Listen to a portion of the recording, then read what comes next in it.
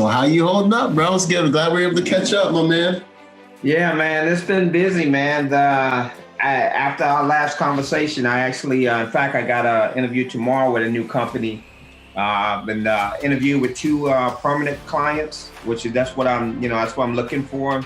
We got to the hotel and immediately I just said, hey, do you mind if we sit over here? He's like, why? I said, well, the kind of conversation we're gonna have, I like to be able to see everything, put my back to a wall and stuff. And he was like, yeah, you're the guy. Yeah, boom, man. That's it. He told the company, the guy I'm working for under his company, he's like, hey, tell the other dude we're good. We're good. So yeah, he said, hey, look, once this work out, I want you to be with me and my family. He's like, do you mind carrying, bags and stuff? I said, look, if it doesn't jeopardize security, bring it. I'll be the best bag carrier you got, My man.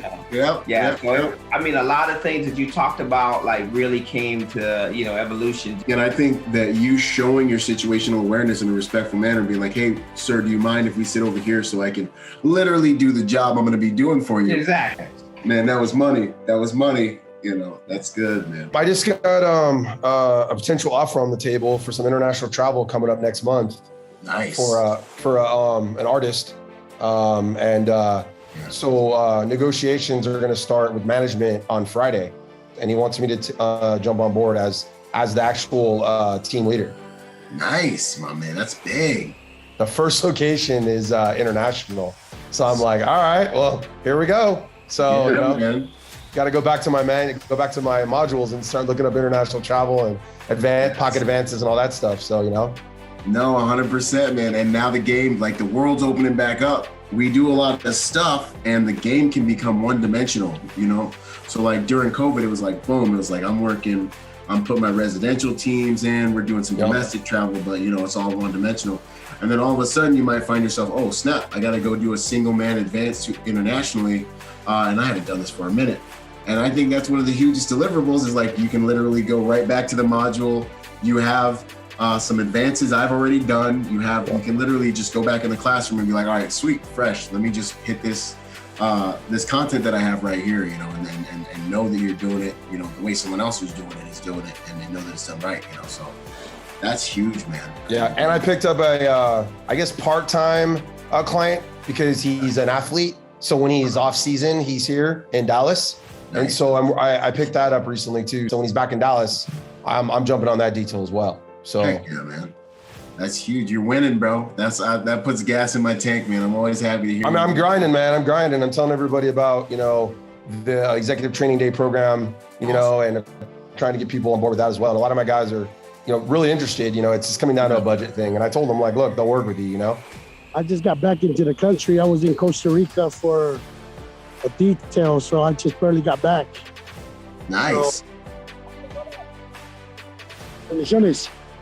But right now I'm gonna focus on the course. I just barely got back, so I need to get on it. And I'm also gonna take that driving course that you referred to. Yeah, man, the AS3 joint.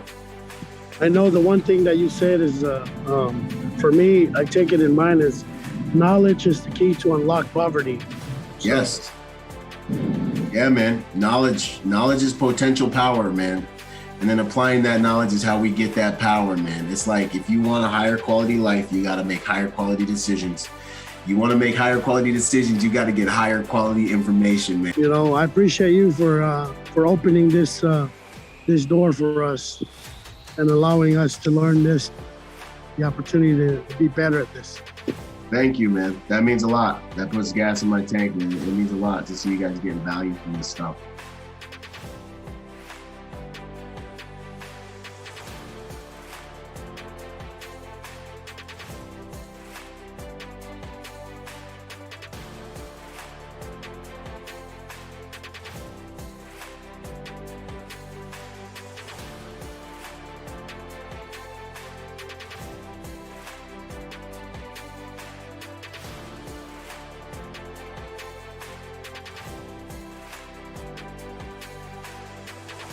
I went to a course recently with PFC all about residential EP, right? So I was like, I need to go to school for this. And I need to really, really understand this, because I need to make sure my clients are getting the best business deliverable possible. So, man, when I left that course, I'm about to say residential EP is possibly can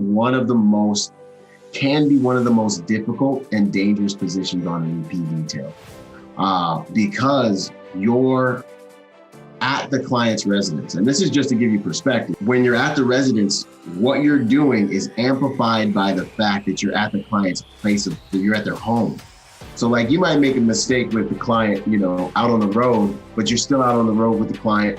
You can fix that mistake if you're close to the client. You have contact with the client, and it's not amplified by the fact that you're literally at the client's home. You know what I'm saying? When you look out your window, if you knew there was a dude downstairs in the security office, or you look out your window and you see a dude make a mistake, it's like, hold up, this is at my house. You know what I'm saying? And then, you have a high degree of like, not real client contact, but observational contact, where they can see you at all times. And what you do impacts their guests, their family members, and everybody else. You know what I'm saying? So the residential piece, man. And then the thing about the residential piece also that's huge is the liability of it.